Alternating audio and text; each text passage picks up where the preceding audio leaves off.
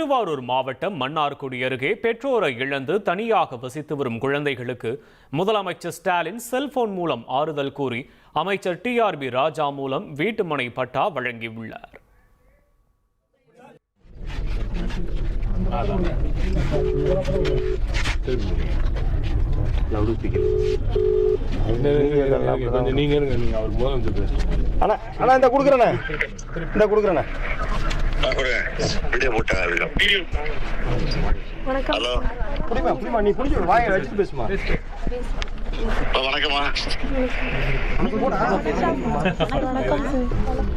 Hello வணக்கம், ஸ்டாலின் பேசுறேமா.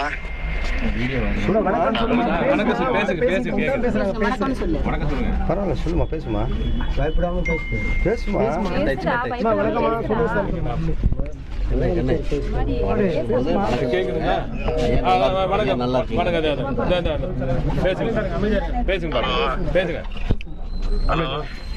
பேசுங்கப்பா.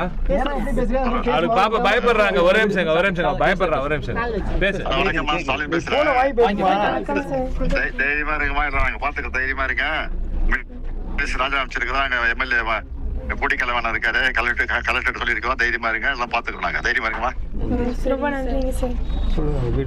சரிம்மா.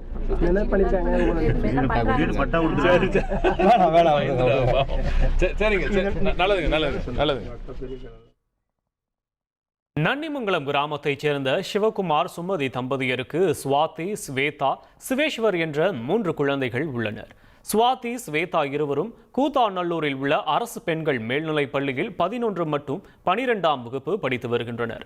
சுமதி கடந்த 5 ஆண்டுகளுக்கு முன்னர் உயிரிழந்த நிலையில் தந்தையான சிவகுமாரும் கடந்த 3 மாதங்களுக்கு முன்பு உடல்நலக் குறைவால் உயிரிழந்துள்ளார். தாய் தந்தை இருவரையும் இழந்து குழந்தைகள் வாடி வந்த நிலையில் தகவல் அறிந்த முதலமைச்சர் ஸ்டாலின் குழந்தைகளுக்கு செல்போனில் ஆறுதல் கூறியுள்ளார்.